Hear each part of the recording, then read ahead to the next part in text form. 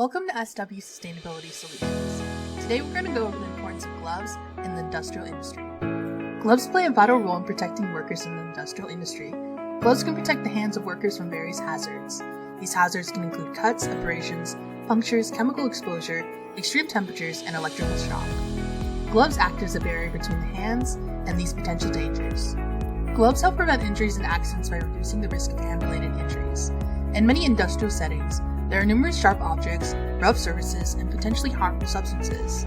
Wearing gloves can significantly decrease the likelihood of injuries, which can be costly and cause downtime. Many industrial processes involve the use of chemicals that can be harmful to the skin. Specialized gloves made from materials like nitrile can provide chemical resistance, protecting workers from skin contact with corrosive or toxic substances. SW has a full chemical permeation guide that tests each of our products and their permeation times against common chemicals. Gloves play a crucial role in the industrial industry by safeguarding workers' hands, promoting safety, and ensuring compliance with safety regulations. Choosing the right type of gloves for a specific industrial application is essential to maximize protection and minimize the workplace risks. You can find information about our gloves and technology suitable for industrial work at our website, SWSSglobal.com. Thanks for watching.